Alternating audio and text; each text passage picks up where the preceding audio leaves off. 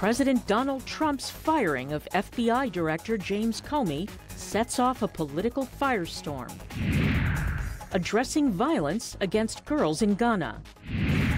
And C-sections give birth to a tattoo trend in China. Africa 54 starts right now. Good evening and welcome. I'm Vincent McCorry. This is Africa 54. Now, the United Kingdom is hosting a conference in Somalia on Thursday to discuss the humanitarian situation and security threats.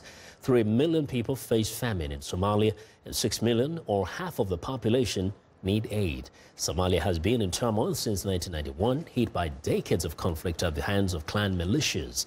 Over the past several years, it has faced an insurgency by Al-Qaeda-linked Al-Shabaab, which the government is battling with the help of regional troops. British Prime Minister Theresa May told the London conference that Somalia has a critical window of opportunity to address its security threats and humanitarian situation under the leadership of President Mohamed Abdullahi Mohamed. As an international community, our commitment to Somalia matters. Not just because it is right to help Somalia to overcome the threat of terrorism and the devastating effects of years of famine and bloodshed, but also because these challenges that face Somalia affect us all. If Somalia is a foothold for terrorist groups like Al-Shabaab and Daesh, if global trade is hijacked by pirates in the Indian Ocean, or if millions are continually displaced in a desperate bid to escape poverty and drought, the impact of instability in Somalia is felt across the whole region and the wider world. Well, the United Nations is seeking a further $900 million this year for Somalia, where more than 6 million people need humanitarian assistance and 275,000 malnourished children are at risk of starvation. We also need to address the damage caused by climate change and conflict. And this conference aims to agree on a new partnership as Somalia turns a page. The United Nations will do everything possible to make this the start of a new chapter of sustainable prosperity and lasting peace for Somalia to the benefit of us all. Thank you very much. Well, Somalia's government and its foreign backers said on Thursday they were hammering out a plan to try and strengthen the army to take over the fight against Al-Shabaab militants from overstretched African Union troops. Well, for more on the London conference, I'm joined in studio by VOA's Somali service reporter, Mohammed Oland. Welcome to the studio. Thank you. Now, this is not the first time we're having a conference on Somalia. What's different about this one? This time they say Somalia is fed up with the lawlessness for 2 decades. And another difference is that this conference is drawing the international attention to the Somali. And they say that this is a political conference. This conference will help Somalia stand on its own legs, and the international community and Somali partners are putting their shoulders behind Somali government instead. And the other difference is Somalis are now leading their agendas rather than waiting agendas written by other nations or foreign countries. They are working on their agendas, but of course they're going to a Western capital to try and get help. So the whole question is about support, finance, and all that is required to help restore peace and also resolve some of the humanitarian crisis, right? Yeah, and when Somali leaders met in Mogadishu last month, the issues they were discussing was that security is the most important thing for Somalia this time. Anything that Somali government wants to take, there's challenge of security. So they say we have to focus on security, we have to go to London and tell the international community that we need support for security, rebuilding of the Somali National Army, the fund for this army, and also another issue that expedited the Somali request for to lift arms embargo on the country is that the African Union peacekeepers will start withdrawing from Somalia 2018. So Somalia has a little window to ask the international community for support, and that's why they are there to ask fund and military establishment. And we saw that, they're saying that they're getting closer to getting a deal on how to strengthen the army, the Somali army, to take over the duties from the African Union troops. How's the situation with the Somali army? I mean, do they even have enough soldiers, or what do they need? Well, it's a fledgling army. They have a good number of soldiers, almost 18,000 to 20,000 soldiers, but they are disintegrated. Some of them are in the regions, federal member states, based on clan. They have their own weapons, they have their own command. So what the Somali government is trying is now to integrate the Somali National Army into a single army, national army, and use this opportunity from the international community to help them. And before they went to London, the federal member states and the government agreed plan that will build a Somali National Army, which is united, which can take responsibility of Somalia if they get the international support and the arms embargo is lifted. Thank you. We'll be watching the developments there. Thanks a lot, Olad, for joining us today. Thank you. Well, that's Mohammed Olad, the Voice of America's Somali service. Now, there is confusion in the crowded waters of the Mediterranean Sea as desperate migrants try to reach a better life and authorities scramble to deal with the chaos. In its latest move, Libya's Coast Guard said it had intercepted nearly 500 migrants packed onto a wooden boat and returned them to Tripoli on Wednesday. Tripoli Coast Guard spokesman said the incident occurred about 19 miles north of Libya's coast. Footage filmed by Sea-Watch, a non-government organization, showed a Libyan Coast Guard vessel coming within meters of its own ship as it sped to stop the migrants. Libya is the main departure point for migrants hoping to reach Europe by sea. Some migrants are turned back by the Libyan Coast Guard, which generally delivers them to detention centers notorious for poor conditions and ill treatment. Now, the Coast Guard is receiving training from the European Union as it seeks to limit migrant departures and even deaths. Well, here in Washington, President Donald Trump Wednesday defended his decision to fire FBI Director James Comey, a move that has set off a political firestorm in Washington. Even as Trump and others in his administration defended the action, opposition Democrats demanded a special counsel be appointed to lead an investigation into possible collusion between the Trump campaign and Russia during last year's U.S. presidential election.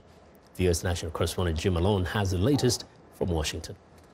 Everybody knows Dr. Kissinger. Meeting with former Secretary of State Henry Kissinger at the White House, President Trump was asked about his decision to fire FBI Director James Comey. Why did you fire Director Comey? Because he wasn't doing a good job, very simply. He was not doing a good job. In his letter to Comey, Trump said he was acting based on recommendations from senior Justice Department officials concerned about Comey's handling of the Hillary Clinton email investigation last year. Hey, hey, ho, ho, Donald Trump has got to go! But Comey's dismissal sparked protests outside the White House and a political firestorm elsewhere in Washington. In the Senate, Democrats, including leader Chuck Schumer, demanded that Deputy Attorney General Rod Rosenstein now appoint a special counsel to lead the investigation into possible collusion between the Trump campaign and Russia during last year's U.S. election. If he believes, as I do, that the American people must be able to have faith in the impartiality of this investigation, he must appoint a special prosecutor and get his investigation out of the hands of the FBI and far away from the heavy hand of this administration. A White House spokeswoman rejected Democratic fears that Trump was trying to quash the Russia investigation. There's no evidence of collusion between the Trump campaign and Russia, and we'd love for that to be completed so that we can all move on. Some Republicans also expressed concern about Comey's firing and whether it might impact the ongoing FBI probe. But Senate Majority Leader Mitch McConnell, who opposes the naming of a special counsel, said Democrats had long complained about Comey's actions involving Clinton during the presidential campaign. Our Democratic colleagues complaining about the removal of an FBI director whom they themselves repeatedly and sharply criticized. The timing of Trump's decision to fire Comey raises a lot of questions that probably won't be answered quickly, says analyst Frank Sesno. Are they actually trying to put discipline back in the FBI, or are they trying to remove from the FBI the person who was leading the probe into the administration or those around the campaign that got Donald Trump elected? Russia is fake news. President Trump has long dismissed the Russia probe as a hoax, but by firing Comey, Trump may have set in motion a chain of events that could lead to an even more robust probe into possible ties between his campaign and Russia. Jim Malone, VOA News, Washington. Well, Syria was at the top of the agenda Wednesday as Russian Foreign Minister Sergei Lavrov came calling on President Donald Trump and Secretary of State Rex Tillerson. But as viewers Peter Heinlein reports from the White House, the meetings touched on several other world hotspots. With former Secretary of State Henry Kissinger, President Donald Trump spoke warmly of his meeting with the Kremlin's top diplomat. We had a very, very good meeting with Mr. Lavrov, and it was, I thought it was very, very good. One day after firing the head of the agency investigating his 2016 presidential campaign's ties with Moscow, Trump said the U.S.-Russia dialogue produced hope for progress on the conflict in Syria. And I think that we're going to do very well with respect to Syria. I think things are happening that are really, really, really positive. We're going to stop the killing and the death. Trump gave no details, but later Lavrov offered a hopeful assessment of the talks.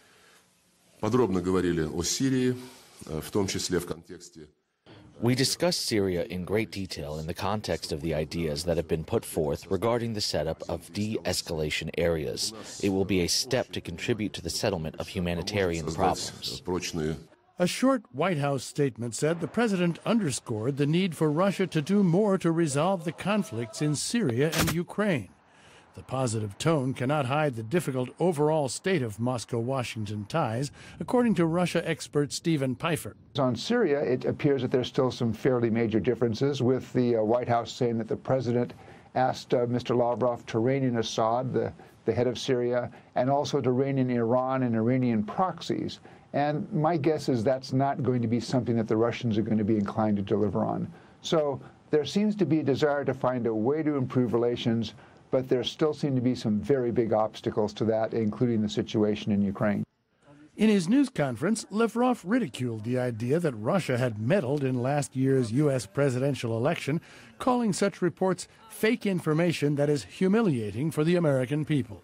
I believe that politicians are damaging the political system of the U.S., trying to pretend that someone is controlling America from the outside.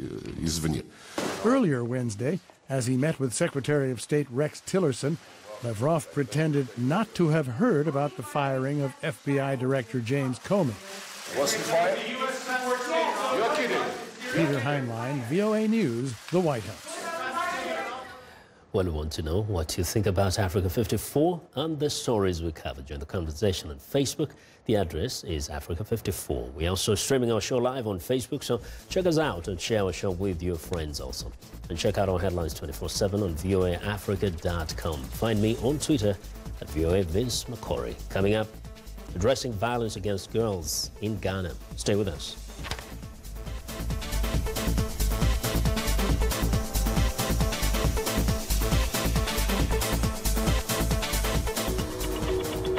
I'm Millar Sega. I'm the host of VOA's The Correspondents, a roundup of the world's top stories with analysis from our dedicated reporters.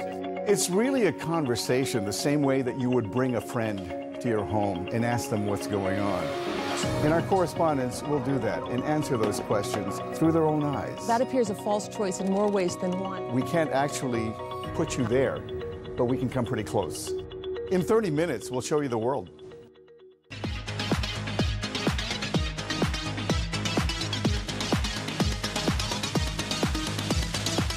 Well, joining us now is Africa 54 health correspondent Lino Omudu.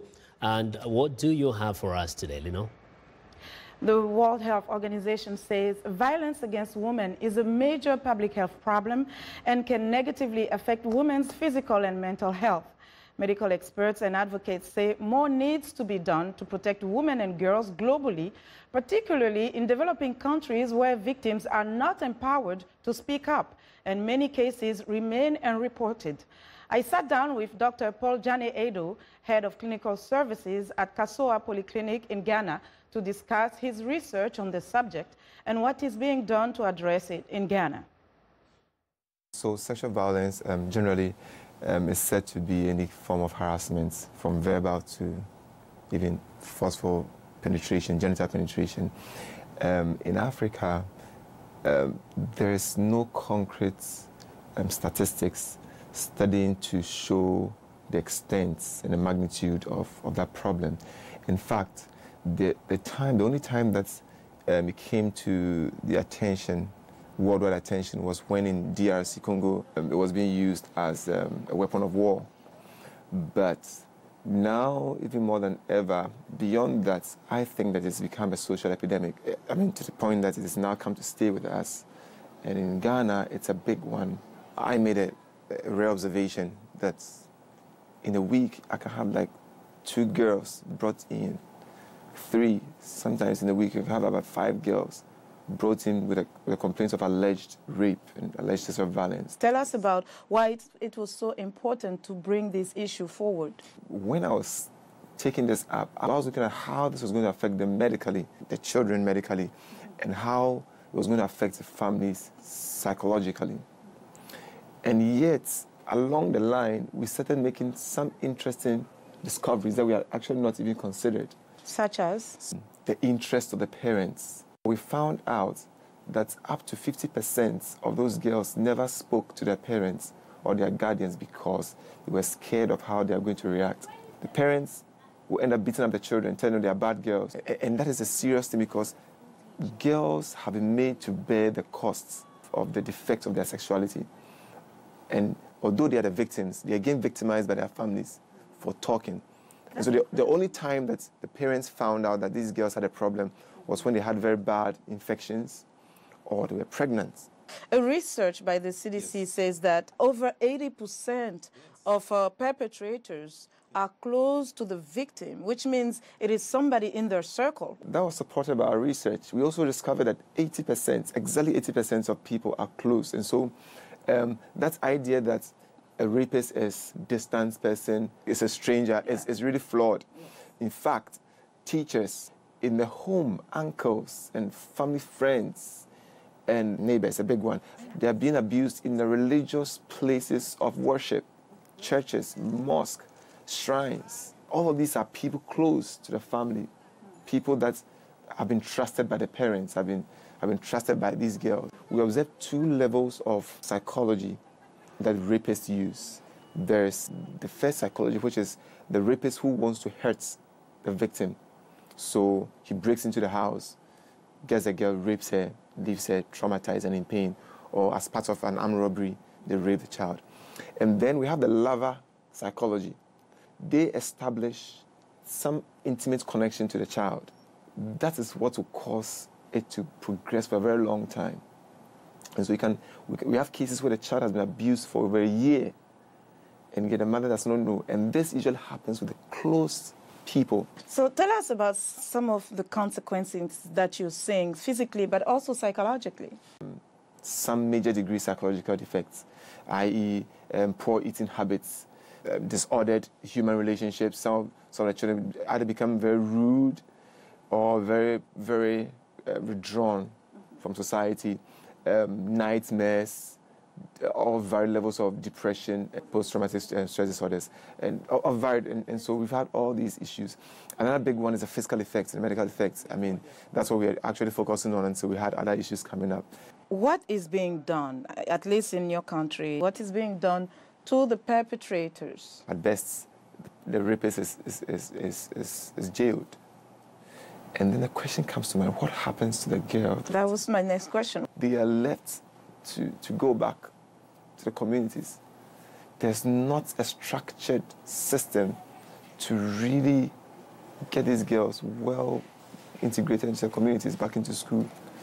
Locally, we had to now adopt, new ways of engaging these girls and counseling them in our own units. And that's what we're trying to do. We are hoping that we can actually have well-built rehabilitation centers where we can engage these girls, and help them psychologically. And we've had that. I mean, we have had some successes. Some of them who struggled with school, couldn't concentrate to study and all, and some who thought of even harming themselves. That's one of the big side effects, suicides and all. And over time, they've recovered. But it has to be a long follow-up, because there are relapses, and they'll be there, and all of a sudden these thoughts come back. They have flashbacks. We are hoping that we can have, these establishments. And in our own small way, we are trying, but it's still not good enough. Another thing too is the follow-ups. These girls have to be screened for all kinds of diseases, hepatitis, HIV, hepatitis C, and all.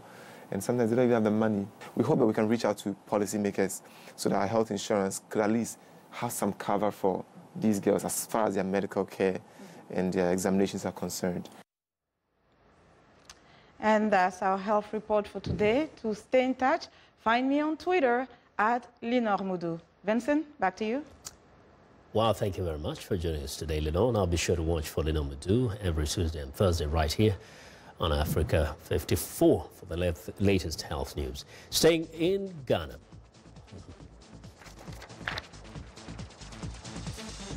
Well, staying right there, Ghana's Finance Minister Ken Ofori-Atta says the future of his country looks bright as investors sense a new energy in a new government now in place. Ofori-Atta was recently in Washington and spoke with VOA's Peter Clotty.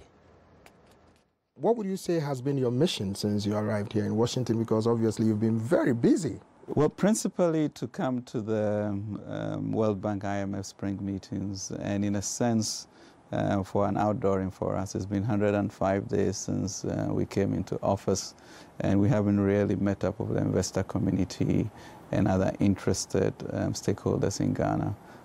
So we figured that we should come out strong and show the world what the new Ghana is looking like. So what would you say is the major takeaway as you go back to Accra? The world is ready to see the Black Star shining again. That there's hope that West Africa will become a lot more stable, that Ghana would emerge to the place where it should be. With all these challenges, any specific measures that you plan on implementing based on the promises that the president made to Ghanaians, and how do you intend helping him to keep those promises? We decided to create a budget that was both leading towards fiscal consolidation in a real way and also not compromising growth. One of the more dramatic things was to abolish about 14 taxes, which the senior minister termed to be nuisance taxes, taxes that were kind of suppressive and created a sense of coercion by the state. So we developed this one district, one factory, and also decided on sending $1 million equivalent also to each constituency, so there'll be resources to do that. So how many jobs are you anticipating to create with all these measures you've implemented, including the one district to one factory and improving agriculture and all that? I mean, the intention over the period is a couple million jobs that we want to create. But last week, the Minister of Agriculture and the President launched a program, Planting for Food and Jobs, which is supposed to create about 350 or so thousand jobs. But to really say that the public sector is nowhere to go, and therefore by bringing in macro stability and the tax reliefs and then the injection of capital into the rural community and also the private sector, we expect a pickup of jobs to continue. Some people say the abolishing of these numerous or nuisance taxes could handicap the government from generating enough revenue to keep up with the promises that you've made. Your take on that? It's a philosophical issue. Some people believe that they should tax even when you can afford it. And we believe that if you give tax reliefs, there'll be more business, there'll be more incentive, and people will produce. So we are moving taxes from taxation's sake into promoting production. So Ghana is back to business. You know, inflation is also going down, which will impact on interest rates. The power supply has been quite consistent and stable since we came, so businesses can work. I think we are on to something good. Well, it's time now for a short break. Still to come on Africa 54, how tattoos are helping Chinese women regain their confidence after childbirth. We'll be right back.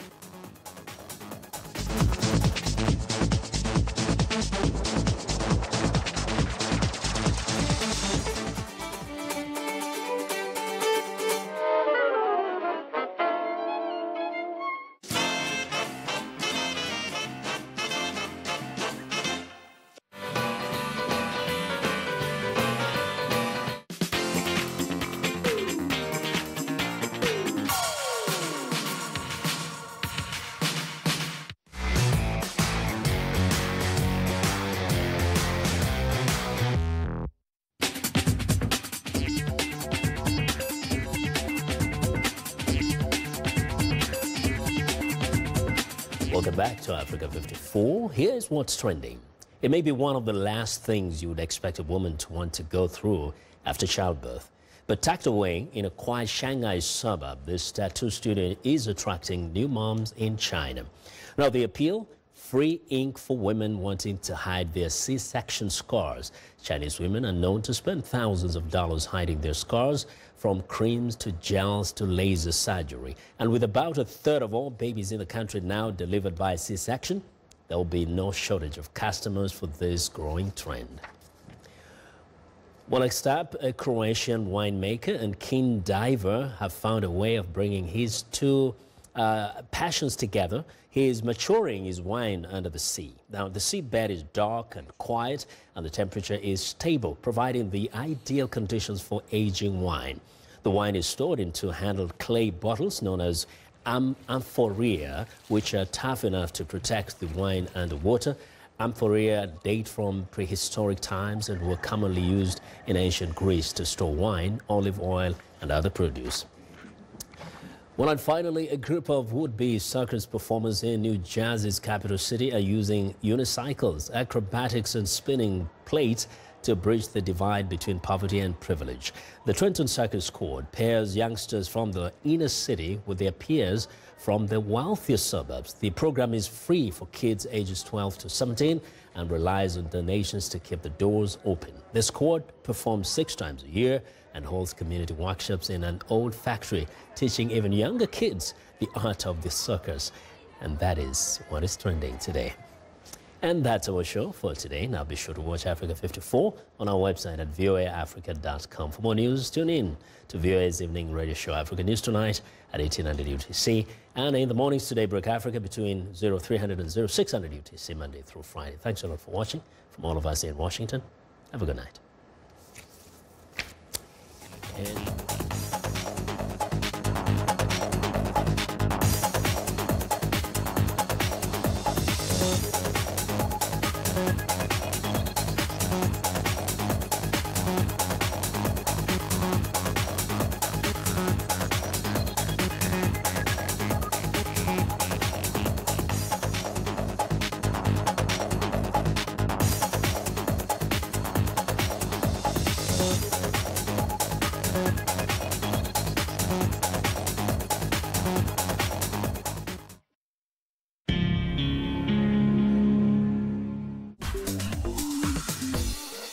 Welcome to English in a Minute.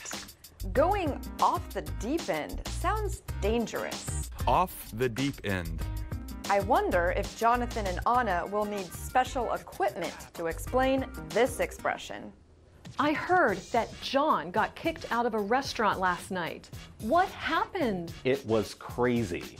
So we were eating dinner, and I just asked him about his new job.